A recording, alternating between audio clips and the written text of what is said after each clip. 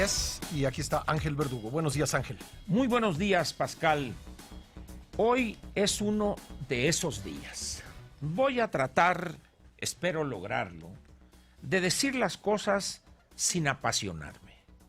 Voy a dejar por un lado lo que normalmente hago, ¿no? Que me gana la pasión y el sentimiento. Hoy voy a tratar de ser frío, cerebral, quirúrgico, por así decirlo.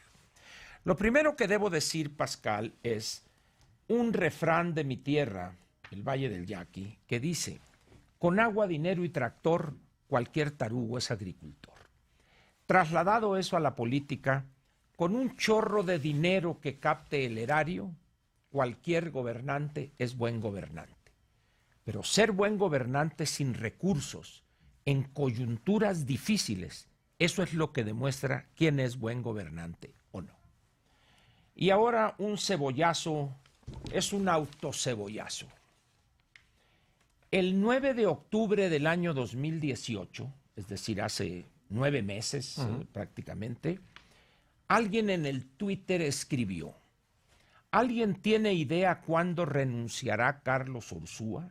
¿Simplemente por dignidad profesional y personal? ¿Acaso será tan indigno y se tragará la exhibida y ridiculizada de la cual lo hizo objeto López? ¿Ya se prepararon algunos de los secretarios y las secretarias? Alístense. ¿Quién escribió este tuit? Ángel Verdugo, el 9 de octubre del 2018. ¿Qué quiero decir con esto, Pascal? Que la suerte de Carlos Ursúa estaba, vamos a decir, marcada, echada. Es decir, era imposible que una persona como él, que además tengo entendido, me han comentado algunos de sus amigos o que lo conocen de vieja data, dirían en Yucatán, es un hombre de mecha corta, ¿ya? Como buen científico, él es un hombre más orientado a la cuestión de las matemáticas, a creación de modelos econométricos, más que a las florituras del lenguaje político. Es un hombre de mecha corta, lo cual no es inusual en los científicos con una sólida preparación matemática. Bien. Digamos que los recovecos de Palacio no... Exactamente, no permiten, como diría el Capi Albores, para los logaritmos y las raíces cuadradas. Muy bien. Pascal, la situación que enfrenta hoy el país es de una extrema gravedad. Quizá algunos no lo vean en este momento, sin embargo, la situación no es fácil. En 3 párrafos, porque el cuarto párrafo de la renuncia del doctor Ursúa es una fórmula de cortesía, pero en 3 párrafos dijo quizá lo mismo o un poco más, con más contundencia que las 11 o 10 y media cuartillas que utilizó Germán Martínez. Y quizá diga también más y más claro que las 16 que utilizó mi estimado paisano Alfonso Durazo cuando le renunció al presidente Fox. Con esto, Pascal, estamos ante una situación donde, si bien los analistas de todo signo político ideológico habían mencionado el problema de las divisiones en el gabinete, las 2 visiones en cuanto al desarrollo, en cuanto al papel del sector público, se han abierto las ventanas y uno puede asomarse y lo que ve es un gran enfrentamiento, no por la cuestión meramente administrativa, sino un enfrentamiento que raya en lo ideológico y en los viejos clichés acedos de los años 70.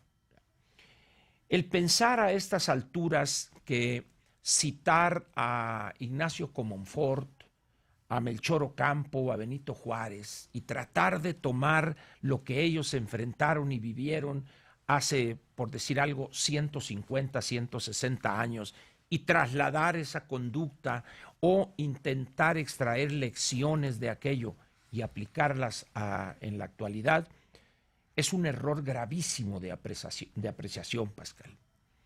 El otro problema es un problema de etiquetas.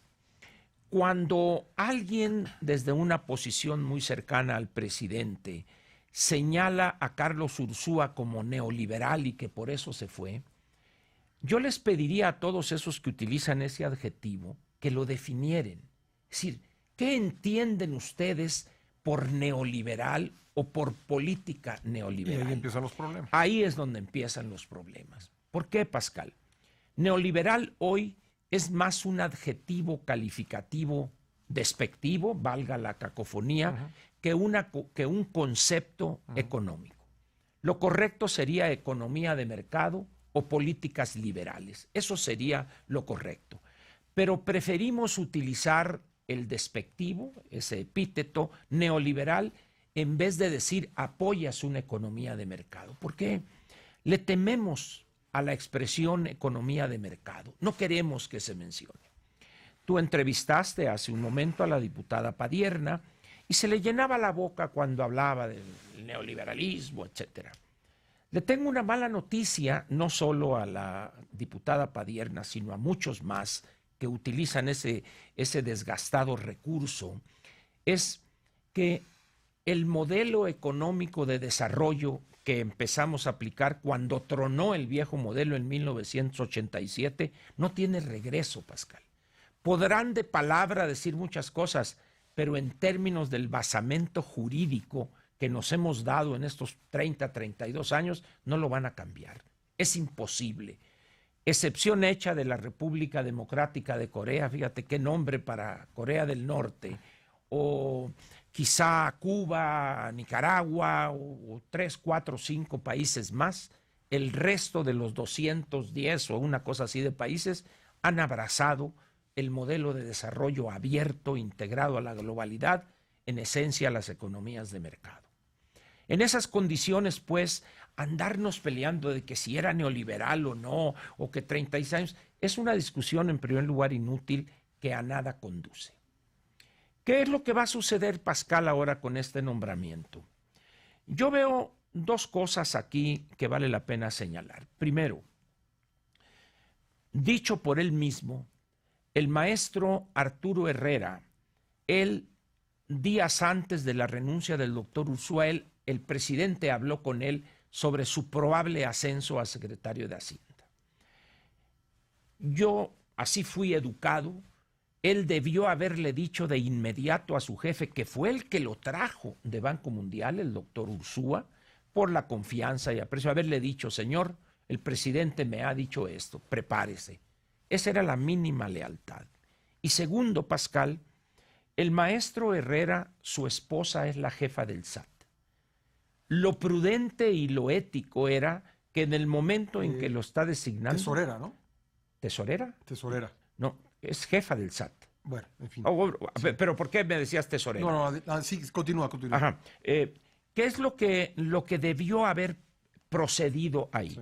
Tú como secretario de Hacienda no puedes tener como subordinada, vamos a ponerlo de esa manera, o depender jerárquicamente de ti.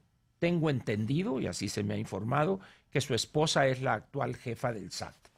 Sujeto a comprobación, si estoy errado, lo aceptaré como un error totalmente imputable a mí, sin duda alguna.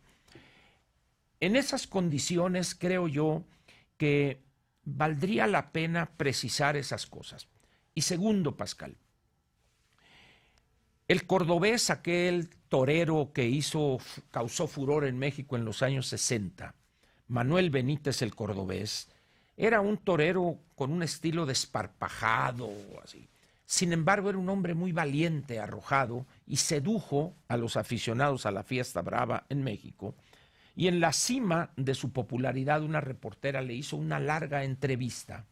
Y la primera pregunta fue, Matador, le dice, ¿cuál es el elemento fundamental para ser torero? Y él contestó, parecerlo. ¿Cuál es el elemento fundamental para ser secretario de Hacienda de un país como el nuestro en el aquí y el ahora, Pascal? Parecerlo. La imagen que da el maestro Herrera es una imagen de un burócrata cumplido, responsable, pero no transmite esa confianza, ese poder, esa aura que debe tener un secretario de Hacienda para enfrentar las difíciles condiciones que tiene México ahorita. A querer y no, Pascal, y aceptarlo o no, las finanzas de muchos países pequeños y medianos, como sería el caso de México, no se deciden en el país, se deciden fuera del país, o en Washington, en Fondo Monetario, Banco Mundial, en la OECD, en los centros financieros que mueven los capitales en el mundo, en los consejos de administración de los grandes fondos de inversiones que te pueden mover con un teclado en 30 segundos billones de dólares, miles de millones de dólares. De tal manera que esas entidades, Pascal, necesitan tener frente a sí alguien a quien respeten, alguien a quien conozcan. Y con todo respeto para el maestro Herrera, ni lo conocen y mucho menos lo respetan. Su experiencia, 2 años en el gobierno chico federal, hace 14 años, una cosa así, y estos 7 meses de ninguna manera lo capacitan para esta responsabilidad. Termino, Pascal, diciendo que se abre, se desvela eso que mucha gente veíamos. El secretario de Hacienda seguirá siendo, pero ahora de manera abierta, el actual presidente de la República. Y recordando el sexenio de Echeverría, cuando se cayó del caballo Hugo B. Margain y dijo: las finanzas públicas se manejan desde Los Pinos. ¿Y cómo nos fue?